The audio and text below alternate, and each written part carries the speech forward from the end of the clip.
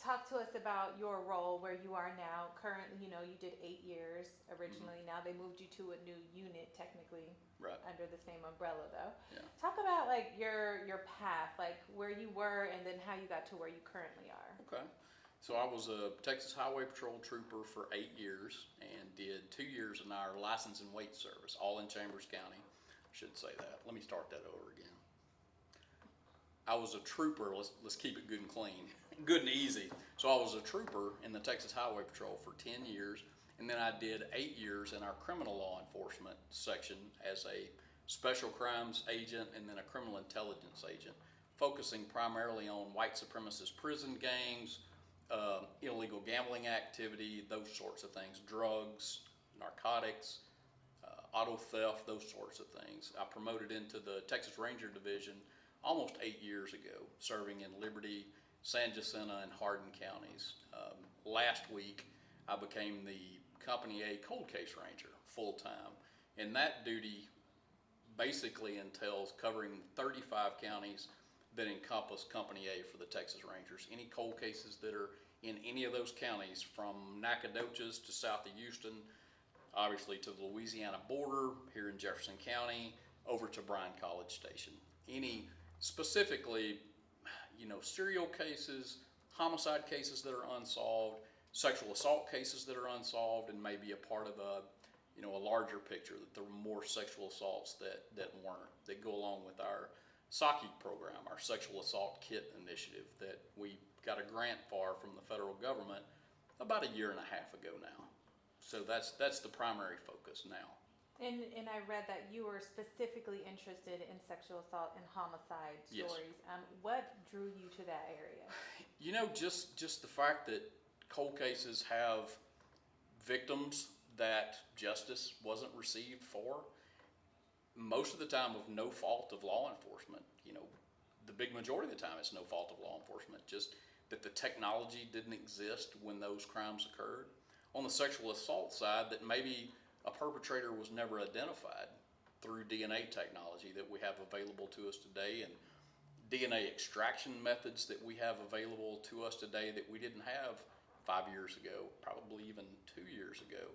So, I'm passionate about that. The Rangers are passionate about that, because you've got folks that are out there that have been victimized. You have their families that have been victimized that deserve answers. They deserve the hard work that we and our local partners put into these things to try to use that new technology, to try to use DNA to put these cases together.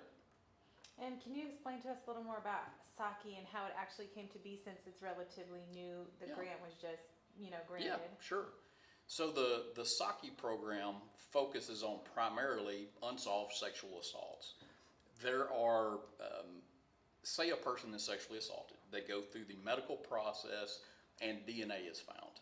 And that DNA is obviously collected, it's submitted to a crime lab, and that DNA is then entered into the CODIS, the National and Statewide Database, to look for known offenders, previously identified offenders.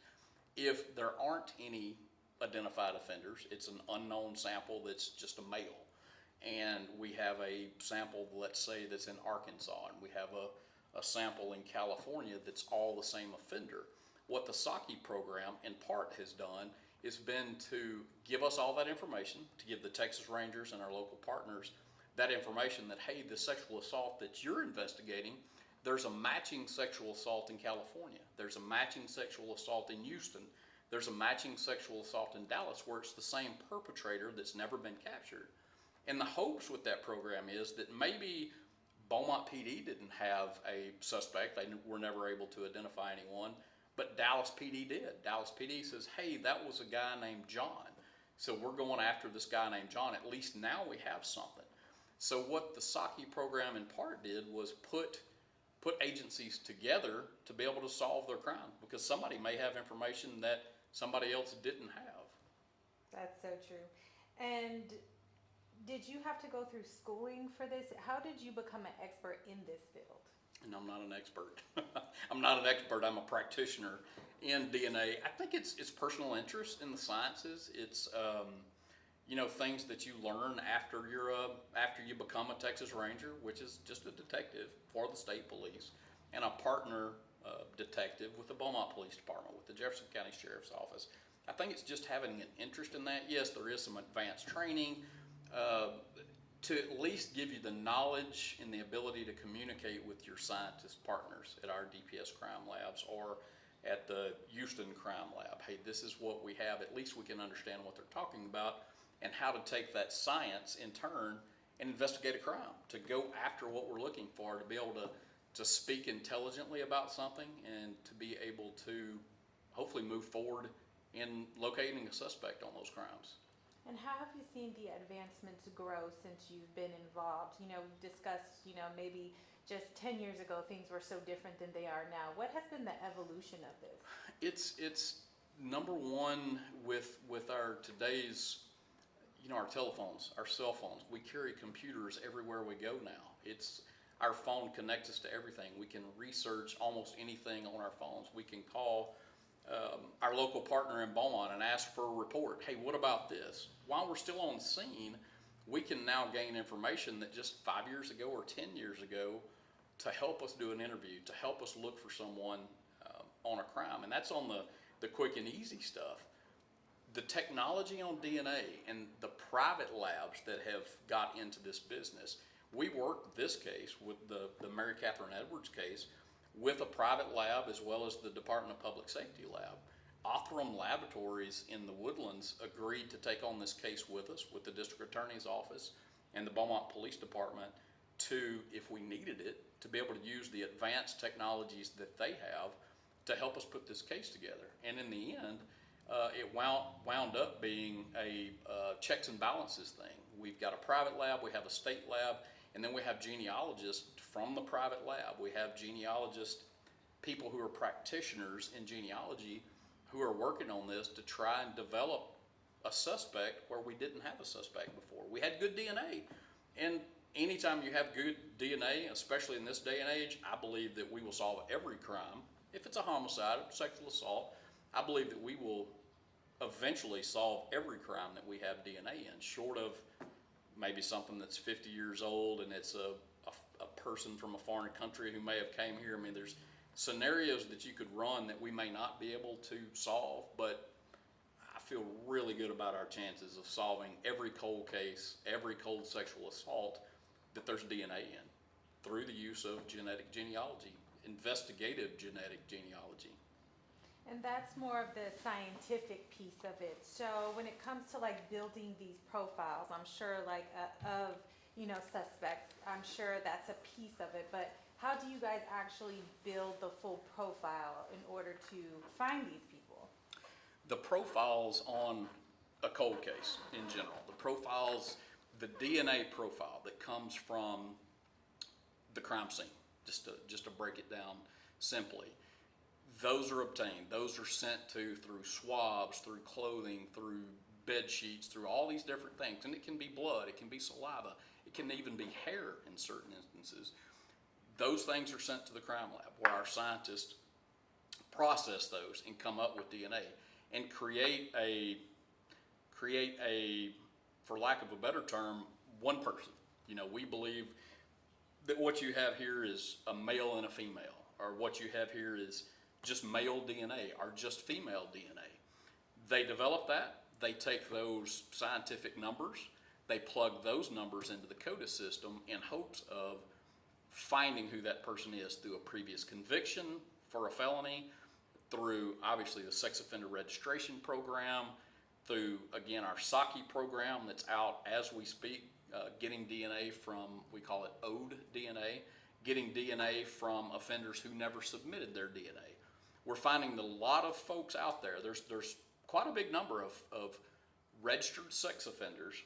A lot of them are from other states that they move from one state to the other and somehow missed that process. Or a person who was convicted of a sex crime who is required to submit DNA who never went to the penitentiary. So the penitentiary, if they go, the TDC, they're going to automatically give their DNA when they go in, even if they're only there for one day, let's say. That is a part of the process. But there are folks that never go to the penitentiary, or at least, let's say 5 years ago, that went to the penitentiary, somehow it got missed along the way, or the sample was bad, things happened to those. So we have all those folks that have old DNA that we're putting into the system. Again, that's just another way that we're catching up to a lot of these crimes. And that's the hope, is to catch up to crimes through previous offenders that we never got DNA from. For one reason or the other, they were in another state, they just missed the system of basically no fault of anyone. It just happens. It's a part of the process. And that comes, like we've read a lot about, basically like the tree, Mm-hmm. right? Mm-hmm. That's how the people are then kind of narrowed down based on this tree, familial tree. So on the familial side, on the investigative genetic genealogy side, that's all using public databases. That's using the information that we've obtained from an offender. I mean the scientists, again, the folks that do genealogy. It's not that I don't understand it. My DNA is a part of one of the systems to try and understand how it works, to try and build a family tree. So if you are, like me, you put your DNA into the system in hopes that you learn, new family names, where your family came from, whatever. My understanding of a lot of these programs is a lot of adopted children that are putting their DNA into these systems to attempt to find who their birth parents are, to attempt to find, what maybe they're genetically predisposed to heart problems or diabetes or those types of things, to be able to help themselves in their life. But what we discovered is, in a case in California that's a couple of years old now, this is all very new, the Golden State Killer case was solved using investigative genetic genealogy. And that was simply them building family trees on a public database, using information that people put into the system and were willing to share in the system. So that's been one of the big misconceptions about genetic genealogy is, hey, people, don't want to be involved in this thing. Every company that I know of now has you're gonna have to help me with a word here, an opt-out. So if you don't want your DNA to be made public, you sign the form and that's it. And it was, even if you were in the system before, you can fill this form out, your DNA is not in the system. I'll talk about a previous case because it's a case that we've already settled because the suspect was dead in that case. But a case in Seabrook, a young lady named Susan Eads. Susan was murdered. Her body was found in 1983. She was sexually assaulted. There was DNA in that case. 1983, there's a saying that we didn't even invent DNA in 1983, which was because back in the day we just knew blood typing. The scientists hadn't moved forward with that fingerprinting using the DNA process. So we reopened that case. We find evidence that had been untested in that case. We tested that. We found good solid male DNA in that case. Put that into the CODA system with no hit. So then the next step is, there's a few steps between, but the next step in that process at the time was to begin genetic genealogy on that, using the public databases. We did, with the FBI as a partner and with the Seabrook Police Department as the lead agency in that, we went out and obtained what we call target test. So, it looks like your suspect in this is going to be John. Let me back that up. Target testing is this. Target testing is you come up with a family name within the public databases. You don't really know how far away you are from your suspect when you start, so you start doing target tests. Hey, let's go to this person. They're in this. Let's do a target test on this person and see, is this maternal or is this paternal, number one? So it's paternal. Okay, well, we need to run down the Smith line of this family tree until you've built, just like you described, a family tree that winds up pointing to who a suspect name may be. It doesn't tell you who your suspect is, but a suspect name. So the police side of that is, you read all the old reports, you see who the suspects were, you know who lived in the area at the time, you know who was interviewed and who potentially wasn't interviewed at the time. You look at all the tips that came in over the years and you hope to digest all those things, and when that family tree points to a name, Then you start looking, you trying to compare those notes. In that case, in the Susan Eads case, the name that came up on that was never a part of the investigation, and it wound up being because the suspect was in a car wreck some 30 days after he committed the crime, and he passed away a month after that. Never came up on the radar because he was dead. That said, the FBI and Seabrook Police Department collected all these target tests. Everyone that we went to, everyone that they went to, knew what it was about. They knew that it was a homicide investigation, they knew that it was in Texas, and they voluntarily wanted to be a part of that. They voluntarily, knowing that it's a family member, potentially, not potentially, it is a family member of theirs that is going to be identified as a suspect. Never any pushback ever. And I'll even go further to say that in some of those instances, the people shared their family trees that they had built with us in giving us their passwords and their login information to be able to actually go into their system, compare our suspects to theirs. I mean, they're giving you information over the phone knowing that they're helping you investigate a homicide. The Katherine Edwards case, though I can't go into any more details than that, everyone was cooperative that we dealt with. Everyone across the board was cooperative. We haven't ran across anyone who doesn't want to cooperate and solve a crime, whether it's family or not. We may, but we haven't yet. It's really been amazing that people are so willing to put themselves out there and help you solve these crimes. And that is a question because, there are articles about people who feel like maybe sometimes their rights are violated or that, all of the conspiracies about giving your DNA to different places. But I mean, as an investigator, are there certain rules you have to abide by? I mean, you've already said, it has to be a database that is, public, number one.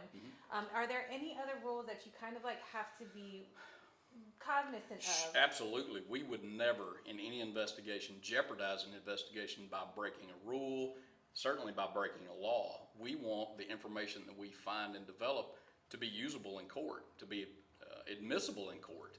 And there are rules that we follow. We would certainly, if we got to a family line and a person says, no, I don't really want to be a part, we try to go find something. No, we'd try. We would not use that person.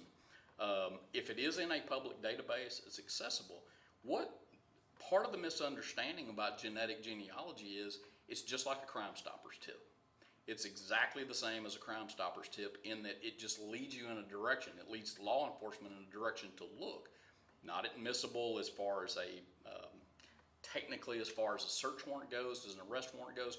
You still have to make a case. You just got pointed in a direction using public information. A billboard that says, hey, a burglary is going to happen here at noon. Well, the police show up and wait for the burglars at noon. It's an investigative tip, an investigative lead that helps you get to where you're going. You still have to go through all the legal process of DNA collection. You have to do comparisons with that DNA that's collected either voluntarily or via a search warrant. And you have to have probable cause for that search warrant. So that investigative tool of genetic genealogy helps lead you in that direction, but it's not the end all. You can't just plug in and say, John is our guy. We need an arrest warrant for John for capital murder. Doesn't work that way. It works in the police work still has to be done. That's just another tool to get us there. And again, that was the Golden State Killer case that led us to that. It's amazing what it's doing for us and how many cases it's clearing. The Saki program alone this year in ODNA has cleared 19 sexual assault cases just this year. And a new program, it's amazing to us where we're moving with this, with the testing. Wow. So can you kind of explain how he did not have to give that, that sample in that case? Why was that? Is that now a thing that they have to do? Like you have to now give DNA, but it wasn't then? If you're convicted for a set number of offenses in Texas, and really nationwide, but Texas has a specific set of crimes that if you're convicted of these crimes, sex crimes, that you're required to give your DNA to be entered into CODIS, whether you ever go to the penitentiary or not. Right. But if you're convicted, let's say, of a lesser offense, let's say you're charged with a sexual assault, but that sexual assault through the court adjudication process turns into an assault. unless the court orders you to still submit DNA, an assaultive offense without a sex link to it doesn't trigger the DNA laws. So a case, let's say in 1981, that was adjudicated to some other type of crime, first off, in 1981, I want to say, you'll have to research this a little bit, I think it was 1994, so for your research. 1994 is when we began DNA collection and DNA registration. The DNA database, not CODIS itself, but 1999 is a pivotal year. That's when we began collecting DNA from every felon, for every felony that goes into the penitentiary. From the penitentiary, about 2 years ago, the state legislature, again, research this, 2 years ago, because we're in a new session now, 2 years ago, the legislature required that upon booking into a county jail or a city jail, that for certain offenses, and it's a bunch of offenses, that a person is required to submit their DNA for testing. So if you're now arrested for felony robbery, I believe that robbery is one of the offenses that will get you put into the CODIS system. That may be the only time you've ever been arrested for everything. You're arrested for aggravated robbery, but you've committed a bunch of sexual assaults and your DNA is sitting in a database unnamed. I think that's a good way to put it. There's DNA that's unnamed in a system, and there's 5 cases in a system that are the same person. They're linked together. We know that it's the same person. You finally get captured for a robbery. You submit your DNA for that robbery, and boom, you're in the system. But when we're looking back at 1981, 1985, the late 80s, the early 90s, there are so many of those people that slipped through the cracks. Or let's say you were convicted of an offense in 1988, never submitted your DNA, you passed away in 1990. What if we have 20, 30 cases going back over the years that are of the same suspect? We'll never solve that without genetic genealogy. Genetic genealogy will lead us to you whether you're alive or dead, because it'll get us to your family members. Then it becomes a question of, how do we get confirmatory DNA? How do we shore up that this person is our guy or this person is our girl? That's the genetic genealogy tool that can be kicked in. Did the person have a son or daughter? Is the person's father still alive? Is the person's mother still alive? We can do testing with those things to zero us in. And then, worst case scenario would be you would have to exhume a body if the suspect was dead to get that confirmatory DNA. There's other ways to get DNA from a person that's passed away, but worst case scenario, you have to exhume a body to get that DNA to confirm it. And we've done that. The ranger in Bryan College Station solved a case from, I believe it was 1978, the Virginia Freeman case, and he had to exhume a body of a TDC inmate who had been executed, and no DNA had ever been obtained from him. But once they started their genealogy, it pointed to this guy, and everything else pointed to this guy. They exhumed the body, and indeed they confirmed, starting with that genetic genealogy tool, and solved a brutal homicide from 1978. So we'll go back. We don't care if the suspect's dead. There's still family out there that need to know what happened to their family members. Best you can answer that question. That's what DNA and that's what genetic genealogy is doing for us. And in Mary Catherine Edwards' case, since it was such a cold case, what was it that was able to bring you back to then solving the case? Once it goes cold, for you guys, what triggered this case to come back? So I was in the DPS Academy in 1995. I wasn't even had been a policeman, but I was not here. My partner in this case, Detective Aaron Llewellyn, was not a policeman at the time. So this is a case that we only heard about through the years. We were having a discussion one day with District Attorney Judge Wortham. And Judge Wortham and several of his partners in the office said, hey, we know y'all do cold cases, talking to Aaron and I. We know that y'all are interested in cold cases. We got one that we would really like for y'all to look at. Well, this conversation went on for a couple of years. I was not a full-time cold case ranger. Detective Llewellyn was not a full-time homicide detective, but it's something we kept in the back of our minds. So we both got into a position within the last year where we could focus a little more time on that specific investigation because of the judge's request, Judge Wortham's request. And we opened that thing back up. And the Beaumont Police Department just did a fantastic job in 1995 of collection of evidence. I'll go even one step further, that they did a super job of maintaining that evidence. We found that in some of these cases, evidence gets lost. It just happens. Evidence gets destroyed. I've got a case in Liberty County that a hurricane destroyed for us because it blew the roof off the police station. As a result, the evidence was damaged so badly that currently we can't do anything with it. But the Beaumont Police Department kept the case alive. Yes, it was cold, it was suspended, but there are officers at that agency now that worked the case back then, that were involved in the case. There are Texas Rangers, 2 different Rangers that were involved in this investigation over the years.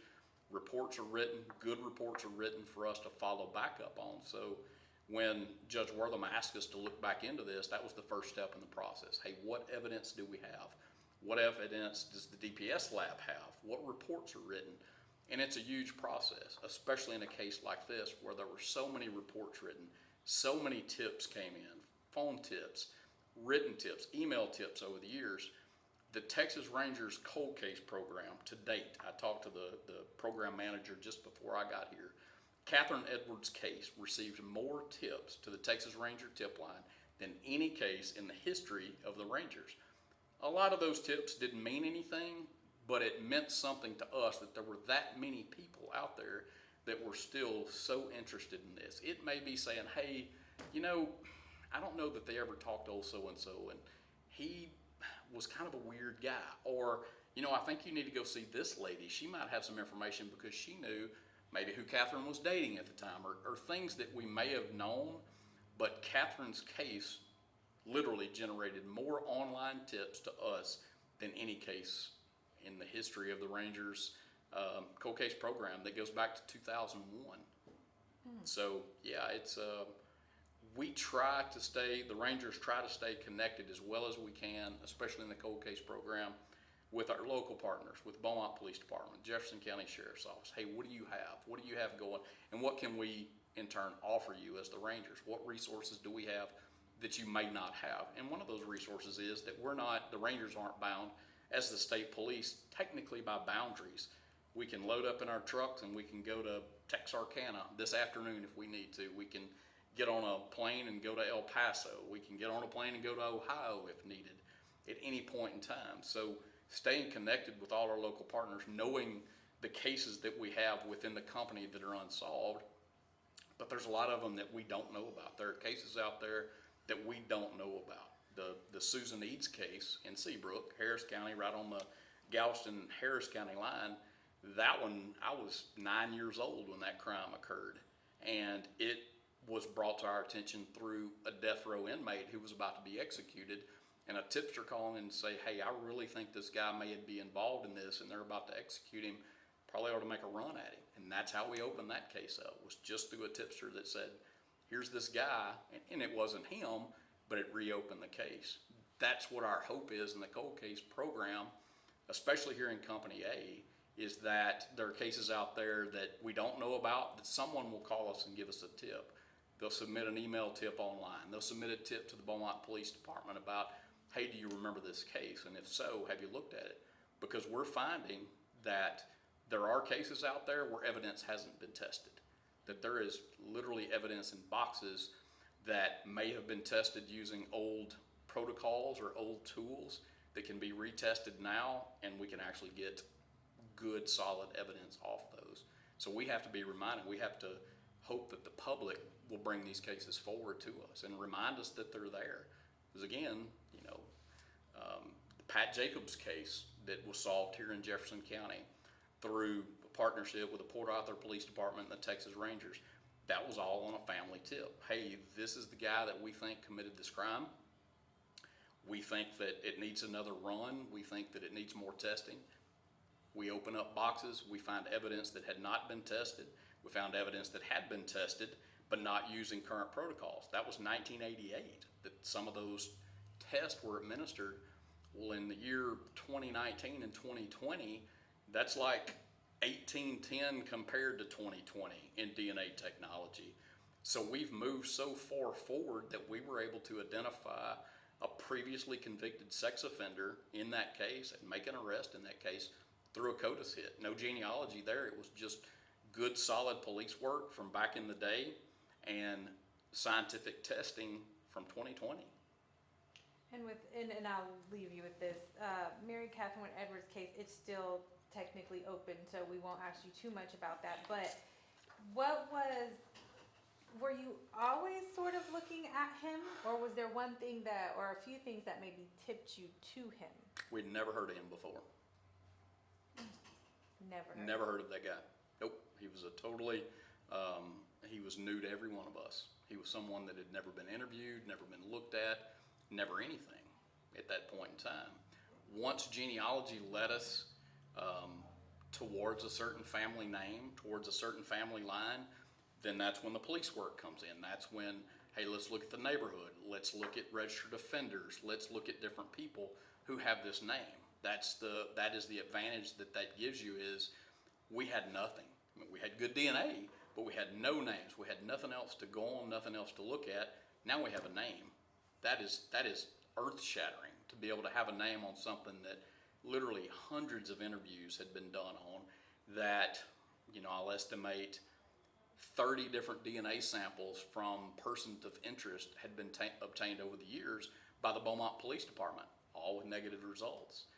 Offenders had been checked just over and over. And what you also have to remember about know about the CODIS system is, once a sample is in CODIS, they call them unsubs, unknown subject or unknown suspect is in the CODIS system, it doesn't go away. That profile is uploaded, and every 7 to 10 days, it gets run again. So we're talking about that was uploaded in 1996, 1997. Every 10 days, that profile gets ran through the CODIS system. So if ever a suspect had been arrested, his DNA put into the system, 7 to 10 days, we would have had a hit. Another investigative lead, obviously that's a really good investigative lead to be able to go after someone. But the suspect the Beaumont Police Department identified through their work and through their testing and through all of our scientific procedures, never heard of him. It was a first. But then you're able to build on, is this person associated with a family at all? Did this person ever live in the area? Did this person have any connections? That's where the police work comes in. We get a name, we start moving in a direction, and then we have to do the old-fashioned stuff of identifying how and why a person would be around another person. The Texas Rangers are a small part of this picture. If it wasn't for the job that Beaumont PD did all those years ago, that they continued to do through the years, that the Rangers that were involved in the investigation over the years put together, we wouldn't be where we are today. They basically, as Aaron and I have put it, they basically got the ball to the 10-yard line. All we had to do was get it across with 4 downs. Seemed like it was a long 10 yards to get there, but indeed, that's how we got to where we are. It's by good, hard police work, using new tools, using these programs that are out there. The DA's office has been so great to us in this case. They've offered up, their investigators, obviously their prosecutors in this, to review anything we've done to help us move in the right direction, to collect good, solid evidence that's usable in court and in trial, and offering money up to pay for this. Judge Wortham told us from the get-go, money's no object. Whatever you have to do, if it's out there, do it, get after it. Sheriff Stevens, in jumping up right in the very end of this thing, because we had no DPS aircraft that was available at the time, to give us our air crew, to give us our airplane, to be able to fly to Ohio literally on a moment's notice, to be able to do what we did in Ohio and then to bring us back home again. There's the whole thing is just such a big team. I mean, that's all there is to it. It's a team of so many people in other states, scientists, civilians, police officers, and even our local media partners. The information, when y'all published this, when the Rangers put out the news release last year, we wouldn't have got those tips if it wasn't for y'all. And again, that's our hope with this today, is that, without me saying what the suspect's name is, it's been published. Information on that suspect to come into our tip line, to come into the Beaumont Police Department's tip line. This case isn't over. The case isn't over until we obtain a conviction or a not guilty, one or the other. The more information that we have about a suspect, anything like that, is what we're hoping for in this, to continue to move it forward. Somebody out there, I feel certain, knows about this that they didn't know about it, if that makes any sense. Something about this arrest is going to say, you know what? this happened to me. This happened to me at this time with this person, or I saw this at this time. That's what we need now. We need those tips to keep coming in. Just because we've made an arrest does not mean this is over. Just because we've got, when we get DNA complete confirmation, case still isn't over. We still need the public's help with this.